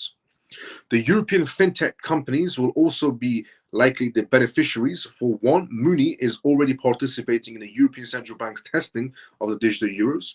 The company argues that the payments users will make will be faster and more secure. The system essentially will also enable European fintech companies to tap into digital payment market spaces where they have been lagging behind in their US counterparts. So, European Central Bank, made the announcement that they should be in CBDCs by October, which means before October, they should be in CBDCs. The people that are on board in the European Union right now are fintech companies, banks, and government members. But in the words of Christian Law God, everybody needs to be on board in the European Union. Otherwise, we're just going to have essentially CBDC in some jurisdictions and not in others, which wouldn't be beneficial. The reason why she's pushing for CBDCs in the European Union is because Christian Law God wants to compete with other currencies around the world. She said she's tired of massive fintech companies like MasterCard, PayPal, Visa, or Stripe coming across the borders essentially and trying to push their payment systems on European citizens, and that the EU should have its own counter rival, which could be the European CBDC, which, look, it's an absolute load of BS. The reason why they're trying to launch CBDCs is because for control. It's easier to control people on CBDCs than it is on any other currency type. CBDCs inherently have programmable features that can limit you from spending certain amounts, that essentially that they can limit you from going out of your house, very simply, because if you are living on CBDC money and the government says to you on the news that there is a new virus and it's called the donkey virus, and if you leave your house, you're going to catch the donkey virus, and then essentially you could be potentially harming yourself and others around you. What actually is happening is with CBDCs, if you leave your house because your money's in CBDCs, you could be fined like this. Forget about the government sending you a letter saying you went out of your bounds, essentially your boundaries, and essentially you could have been affected by a donkey. Here's your warning. No, instead they'll just fine you instantly because your wallet is a CBDC wallet. Or they could pretty much limit your money so it wouldn't work out of a certain distance. These aren't, theories or scenarios that, might happen, might not happen. In Thailand, for example, a particular Thailand party said to whoever that votes for this Thailand party will receive 10,000 baht in CBDC money. The catch was, obviously, there's no such thing as free money, but everybody voted for this party in Thailand because they said they're giving out free money. But there's no such thing as free money because the money was CBDC baht. And the catch was, you can't spend it outside of your area. So the CBDC money that people will receive, that receive this from Thailand, they couldn't spend it outside of their circle. Some people received it, some people still haven't received it. It's still in the process of some people receiving their CBDC BATS money. But it wouldn't work outside of a certain radius. The money just didn't work outside of a certain radius, which essentially could mean, when the government comes to a certain point, could tell you that there's too much carbon being produced and that it's better for you to stay in your area. And that if you decide to go outside of your radius later on in life when you're living on CBDCs, your money wouldn't work. If you go outside of your radius, your money wouldn't work, and cash wouldn't be even accepted because nobody will be using cash. So if you're on CBDCs, you go outside of your radius, but the government tells you don't go outside of your radius because too much carbon footprint is being produced. If you go outside of your radius, your money doesn't work. Or you could go outside of your radius and you might just get fined automatically because it's a CBDC wallet. So CBDCs aren't, the European Union is obviously giving the image of Europe first, and that we need to compete with alternative payment systems. The reality of it is they're just trying to control the payment system. That's just all about control. They just want to control the hell out of you. But it's not only Europe that's doing this. Every country is doing this. 115 countries are in CBDCs. Even the United States, that has claimed that they won't be creating a CBDC. The Fed, technically, is not allowed to create a CBDC. But there's no other mentions of any other entity creating a CBDC. It just said the Fed is not allowed to create a CBDC. That leaves room for gray area, which means somebody else can create a CBDC. And that if America wants to stay in the running race, it has to create a CBDC. So the question remains, if everybody's in CBDCs and everybody's going to be in CBDCs eventually, what then? Well, now is what you need to be taking action in. You take action now, so later on you're not sorry and you're not, stuck on CBDCs like a good pet, because that's what essentially you'll become. You can't do certain things or go certain places, because if you do, you get fined. If you have crypto assets as an alternative in the digital CBDC world, you still could do certain things in life. But if you don't, you're pretty much done for. And the number one asset you should be going for in the CBDC world is XRP. It's pretty much the backbone of CBDCs. Some people inside the crypto space might tell you, CBDCs are not the backbone. They're never going to be the backbone of CBDCs. Time will tell. But one thing you should remember, also, even though there is a PDF documentation as public information and it's free, it says cross-border payments on the documentation, Swift is on there, and also so is Ripple. Even though Ripple is mentioned in multiple central banks around the world, even though Ripple's own website, if you go to the Bank of England's website, you can type in Ripple's name, it will come up on CBDC testings of the Bank of England. But even though essentially you can go to Ripple's own website and essentially search the bank IDs, all the banks that Ripple has created IDs for. There's so many things you can search and see. It's all public information regarding Ripple and banks, regarding Ripple and CBDCs. There's so much happening. But even if there are people inside the crypto section that are telling you Ripple will never do anything, XRP and CBDCs are not together, XRP will not be the backbone of CBDCs, one thing you should know, even though there's so much information out there and it's all public, I always have the last laugh. I always do. So the question remains, before a CBDC world comes, which is not that far off, the European Union is going to be in CBDCs by October this year. Before a CBDC world comes, where do you want to stand? Do you want to stand with the people that are criticizing XRP, or do you want to stand with the people that are saying to you, do you want to be the backbone of CBDCs, or do you want to be on CBDCs? Now, moving on from the European Union regarding CBDCs to Italy. Now, we talked about essentially Italy's Prime Minister yesterday, essentially talking to Donald Trump regarding the meeting that they had. But we have a little bit more information regarding the European Union, Italy's Prime Minister, and Donald Trump. Where does everybody stand, essentially? So here it is. Italy's Prime Minister confirms progress in the US-EU tariffs and talks are going good, actually. A lot of people also claimed that essentially the Prime Minister of Italy is standing on the wrong side of history. She's actually standing on the correct side of history. Also, a lot of people claim that the Prime Minister of Italy doesn't have the power or authority to bring the EU to the table with Trump. I'm sorry, the European Union's economy is based upon Germany, France, Italy, and Spain. The rest of the countries in the European Union don't have money. The only countries that are supporting essentially the European Union in general is Germany's economy, it's France's economy, Italy's economy, and Spain's. The rest of the European countries have money, but not compared to those countries to maintain an entire union. So yes, she does have power to bring the European table, to bring the EU to the table with Trump. And the EU has no choice anyways. And the EU has said that they are also having conversations with Trump. And Christian Lagarde even herself stated that she's pretty much waving the white flag and bending a knee for Trump. But Italy's Prime Minister essentially expressed optimism regarding US-EU tariff negotiations during her recent visit to the White House.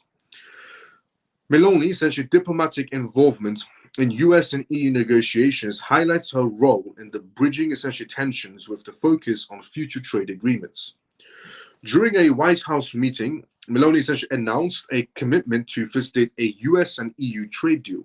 Her dialogue essentially with President Donald Trump reflects a proactive approach to global tariffs impacting European essentially industries. The tariff discussions led by Italy's essentially Meloni are a part of a broader strategy to address essentially a 10% tariff on European imports imposed by the US. I'm sure we can come and make a deal. I'm here to help with that, said essentially Meloni, the Prime Minister of Italy. Efforts remain focused on fostering improved essentially trade relationships between these two, essentially one nation and an entire union. The trade tensions between the US and the EU continue, affecting industries on both continents. However, the cryptocurrency markets, including Bitcoin, Ethereum, and so on, have not shown signs of direct impact, maintaining their typical fluctuations. Financial markets are closely monitoring these discussions through no immediate regulatory changes that have essentially occurred. The previous tariff standoffs impact sectors like export goods, which showed limited efforts on digital assets, underscoring essentially distinction between market segments. Historical responses suggest cryptocurrencies remain largely unaffected unless specific regulatory actions arise between these two nations. The Meloni's essentially engagement in dialogue may signal potential shifts in trade policies, yet immediate technological or financial impacts on digital currencies remain essentially unobserved. So, Italy is bringing the European Union to the table. The European Union has no choice. Christian Lagarde knows she has no choice. Christian Lagarde is not going to choose China against the US. She's going to choose the US, no matter how much she doesn't want the idea of even bending a knee to Donald Trump. She has no choice, to be fairly honest. And also, the European Union was receiving very, very, very cheap oil from Russia, but then for some moronic reason, they decided to start a war with Russia, using Ukraine essentially as the battleground field, and then stopped getting cheap oil from Russia. Now they get expensive oil from India, who's also getting it from Russia. The European Union is genuinely made up of morons. Now, Canada is what we're going to talk about next. Canadian regulators amend essentially investment funds rules for crypto. So it seems like Canada is actually moving forward for the crypto space. Before actually we talk about that, let's go to the comment section first. As I said previously, this is live. If you have a statement or a question to make, put it down in the comment section. More than happy to go through everyone's. I go through everyone's comments one by one, anyways, to be fairly honest. So let's go to the comment section first, and then we'll go straight into the Canadian news next regarding crypto regulations. Let's see where we were at. We were at here. We spoke about this over 2 years ago, Miles. Control, facts. Regarding CBDCs, absolutely facts. Yep. That's the time when Ripple want to make Euro stablecoin, pretty much. And exactly, this is the time that Ripple wants to make a Euro stablecoin. Facts. They want to end the Fed. Seems like it. Yes, 100%. Blue Diamond says, greetings of peace and social brother. Life of this world is a short term. Every soul shall taste death, worship none but God. Blue Diamond, I appreciate the words. But for anyone out there, essentially, I believe in God. I believe in Christ. That's pretty much it. But I respect everybody's religion. But good on to you, Blue Diamond. Best wishes. Hope you have an amazing life. End the Fed. End the Fed. Let's go, JP. Facts. Let's go, JP. Now,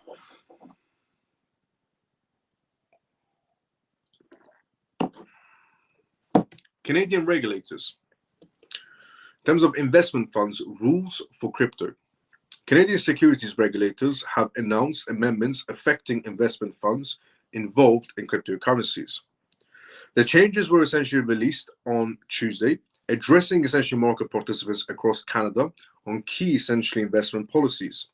The amendments are significant as they are expected to reshape investment strategies and influence the Canadian cryptocurrency markets. Market participants have shown essentially keen interest in understanding in the updated regulatory frameworks. The Canadian securities regulators amendments aim to improve transparency and consistency in investment policies involving cryptocurrencies. These updates follow an increase in investment essentially interest in the digital asset sector, necessitates clearer guidelines for market participants, and the amendments essentially mainly focus on disclosing risk associated with cryptocurrencies and investments. Investment funds essentially are required to provide detailed information, enabling investors to make informed decisions as a part of a result of greater compliance in the rapidly evolving crypto investment space is expected.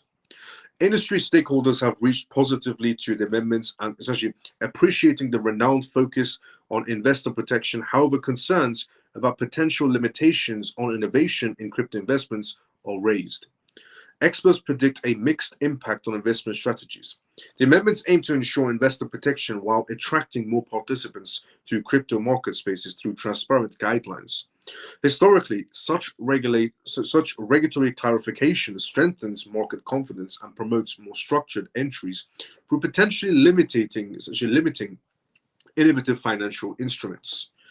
Similar regulatory changes in other countries have resulted in varied outcomes, including increased market stability and investor confidence. Canada's approach aligns with international regulatory trends in the growing digital asset sector. Experts such as those from essentially coins foresee these changes leading to a hybrid market structure, balancing innovation with investor protection.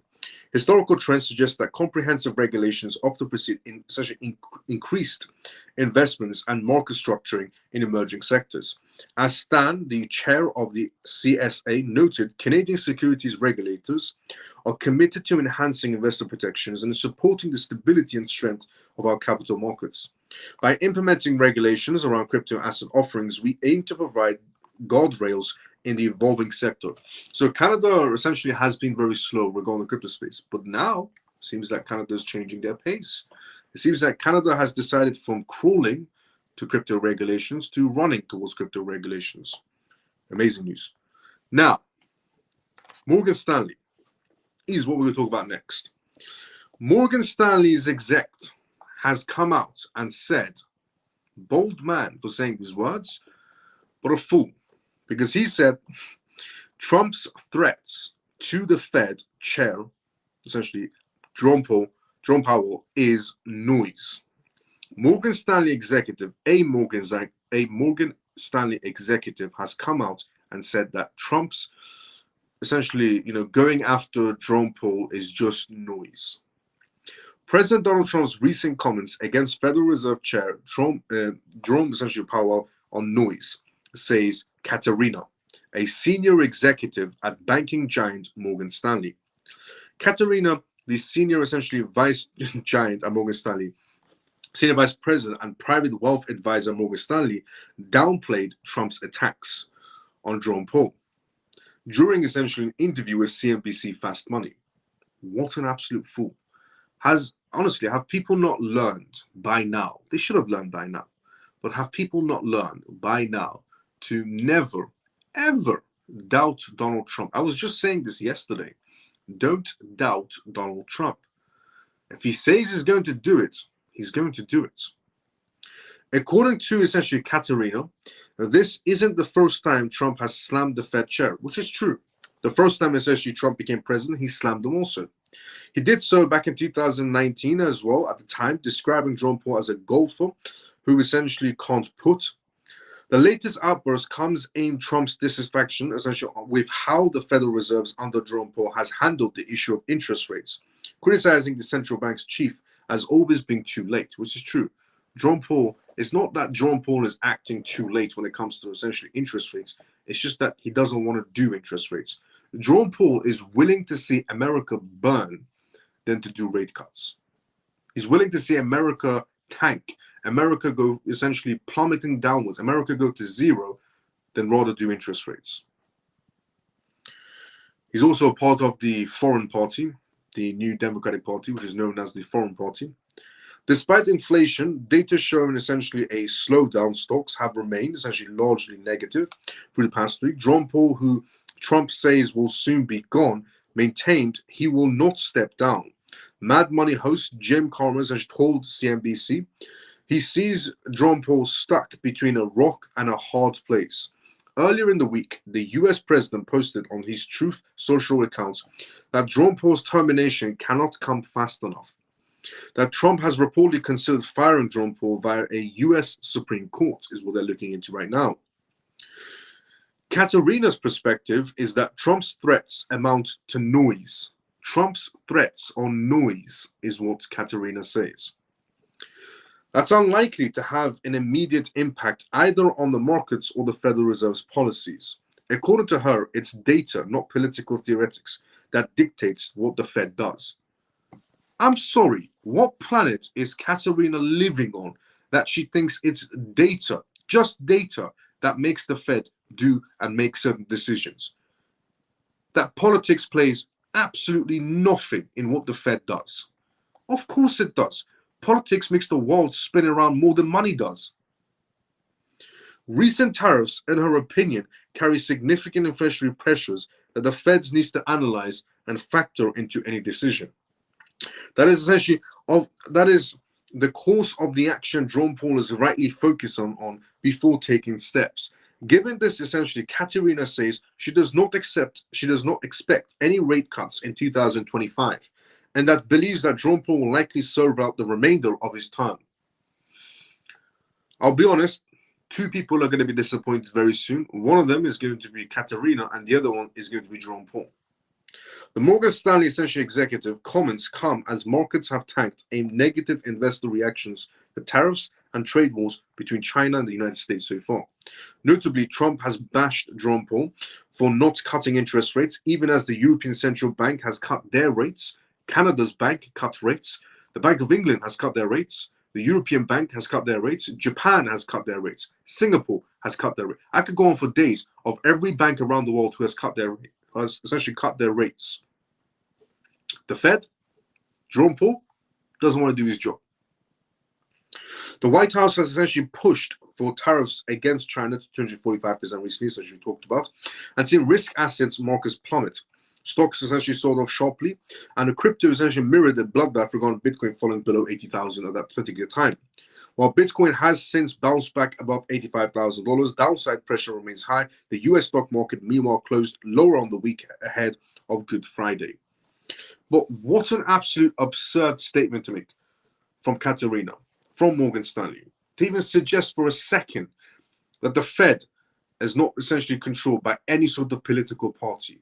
That Jerome Powell makes decisions on data, only data. There's no political input whatsoever on any decision Jerome Powell makes. The man only makes decisions on data. What an absolute load of complete BS. I've never had so much BS. Honestly, I'll be very honest. When it comes to the Democratic Party or any moron, essentially, that even suggests that Jerome Powell is not. Everything is on politics. Everything. Banks are controlled by politics. Companies are controlled by politics. Tech companies, food companies, real estate, automotive industry. Everything is controlled by politics in this world. And for that moronic person from Morgan Stanley to come out and say on live news like an idiot and say, oh, Jerome Powell only makes decisions on data, not political essentially movements. Sure he doesn't. What la-la land is she living in? Honestly, the most absolute ludicrous thing possibly anyone could say is that data is what indicates. I'll be very honest. The company that did the data for essentially Moody's during the 2008 crash, Moody's was an independent company that has to do essentially the research of how the market is standing. Is the market good? Is the market bad for Wall Street? Moody's knew the market was going to crash. But because of political pressure and political pressure from Wall Street, Moody's lied and said the market is doing excellent. And then what happened in 2008? Crash. Massive crash. Moody's knew the market was going to crash. And do you know what Moody's said? Moody's said that if we didn't give the data they wanted, that they would have just went across the road to another agency to give them the ratings. And then you have a moron, essentially on CNBC News from Morgan Stanley, Katerina, going, it's only data that they use for decision making, not political pressure. The 2008 market crash, we could have known about 2008 market crash if Moody's came out and said, nope, we're going to be going towards a massive crash. Everybody prepare yourselves. But instead, you know what Moody's did? Got politically pressured by Wall Street to give out the numbers that they wanted to see. Because in Moody's eyes, it was either we give out the numbers or somebody else will give the numbers they want. Honestly, any moron that ever comes out and goes, oh, When Jerome Powell makes a decision, it's only on data. It's only on data, not political pressure. Yes, somebody's putting political pressure on Jerome Powell, and it isn't the Republican Party. So it leaves one other party, Democrats. Hashki is what we talk about next. Honestly, the world is run on politics more than money is. Let that one sink in. Hashki launches essentially Asia's first XRP tracker fund is what we'll talk about next. We're going to talk about XRP next. But before we talk about XRP and Ripple, let's go inside the comment section first. Let's see what's happening there, and then we go straight into the XRP news. As I said previously, this is live, which means if you do have a question or statement to make, put it down in the comment section. More than happy to answer the questions you may have.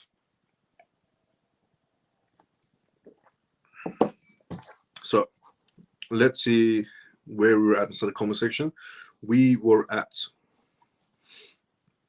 and the facts. Good morning, evening all. Susie, good to see you. How you doing? Evening all. I think Orphan said, I think Powell is not cutting rates in May. Trump will do something about it. Yeah, 100%. Trump is definitely going to remove him with the Supreme Court. And he should do, 100%, honestly. I'm all for Trump removing anyone that wants to stop innovation in America.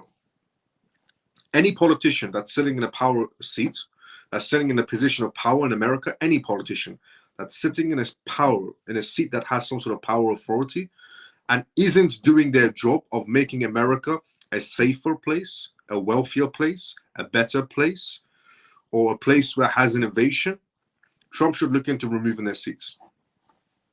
I'm all for it.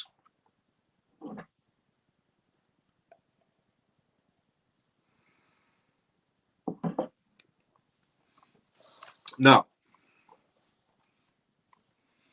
so what are they being Jerome Powell? He needs to go. Jerome Powell needs to go. Trump needs to find a way through that Supreme Court to remove Jerome Powell. Otherwise, on one side, Trump is trying to fix America. On the other side, Jerome Powell is trying to drag down America. So he needs to go. Happy Bunny Day. Let's go, Susie. Can you talk a bit more about your hedge fund and how we can contribute? Yes. So Susie, the CMF hedge fund is basically a hedge fund that we're setting up slowly towards an end goal of the members that are involved in the CMF will have certain shares. It's going to be a tokenized project. We'll have certain shares inside the CMF. We will dictate essentially how the fund will be spent and essentially which assets we want to go for, which projects we want to go for, and so on.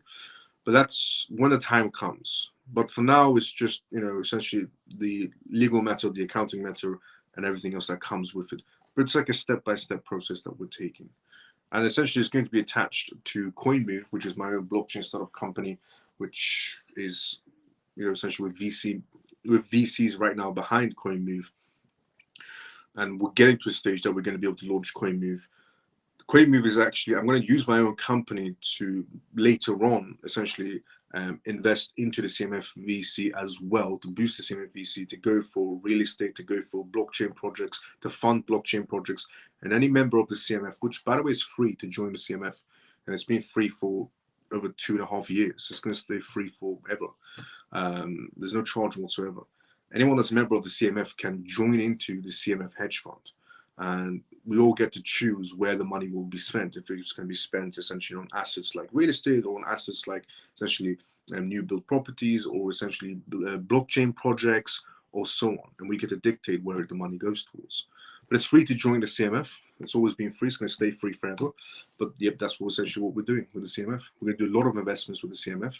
And CoinMove is going to be a part of the CMF. Is also going to be attached to it. So that's what we're doing.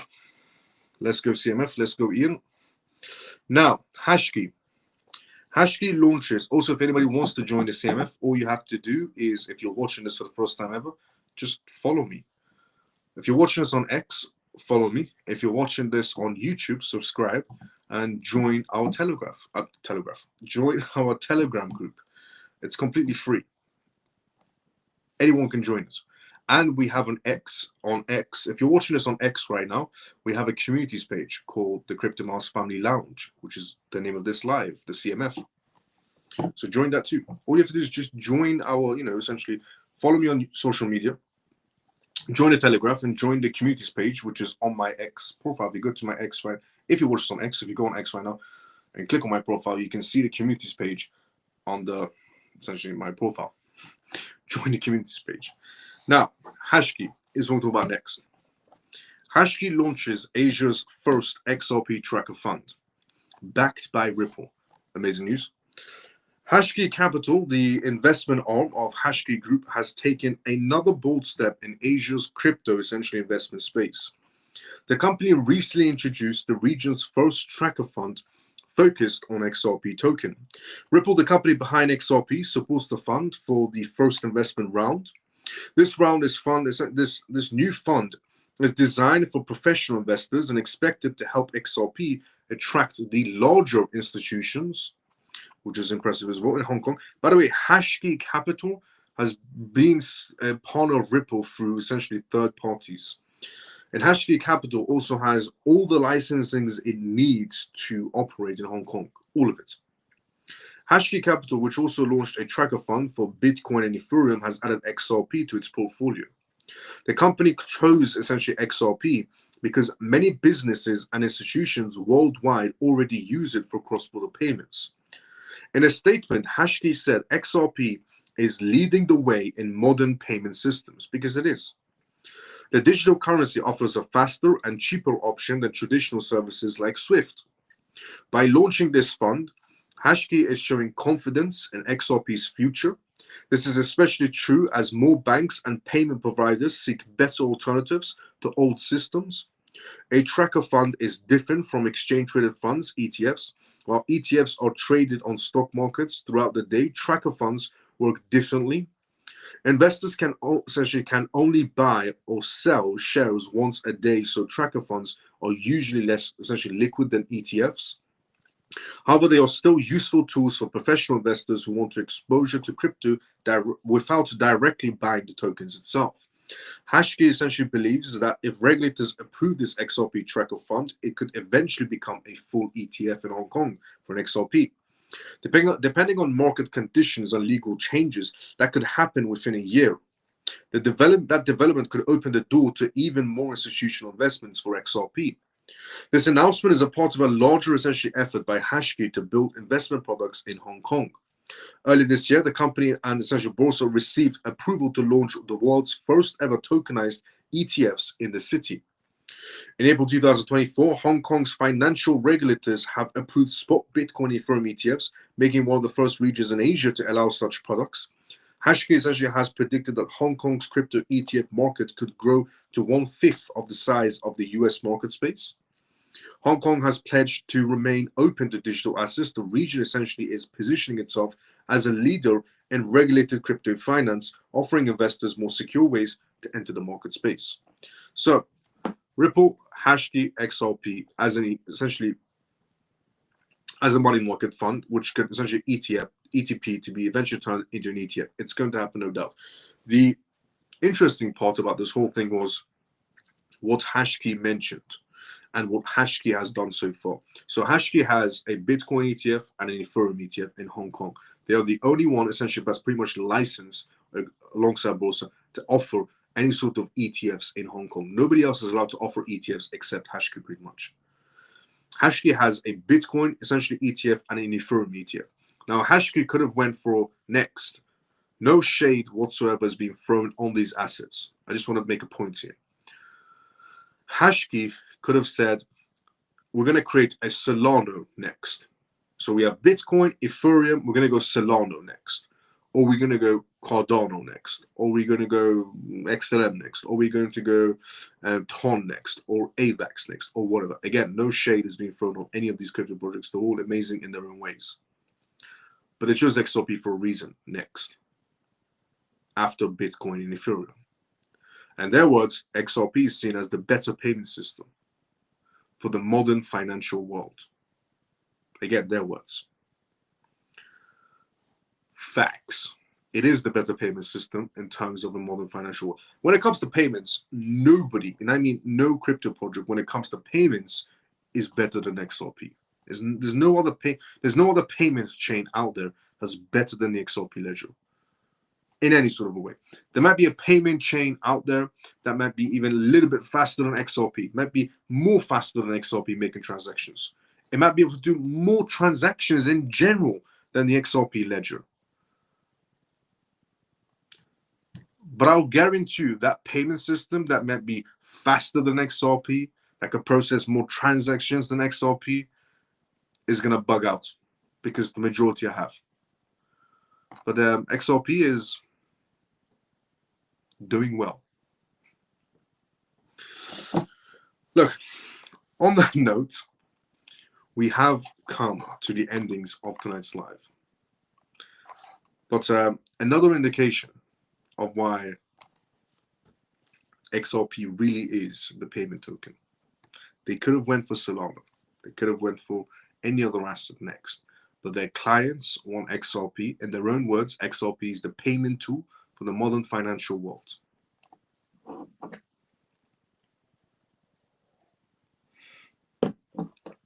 On that note, we have come to the end of tonight's live. So if you're watching us for the first time ever, this was the CMF Live. And this was episode 302 of the CMF Live. And in this live, I always talk about the most recent news that's happening around the world, Monday to Friday, about cryptocurrency, CBDCs, AI, politics, and regulations.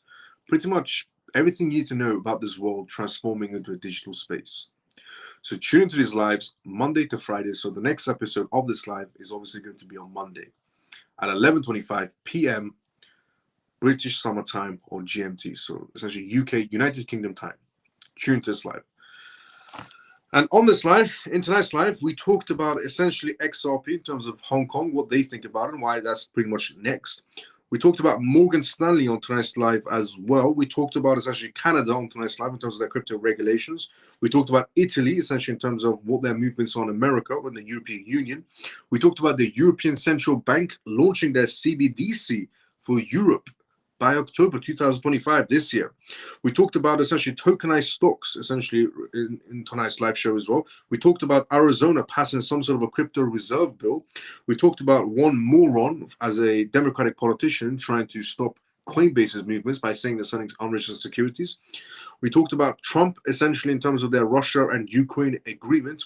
We talked about Trump in terms of China. We also talked about on tonight's live regarding CBDCs coming out from an Asian country as well. We talked about on tonight's live regarding MoonPay sending a letter to Congress in terms of a stablecoin bill, trying to make it more transparent. We talked about Switzerland in terms of their retail shop accepting essentially cryptocurrencies.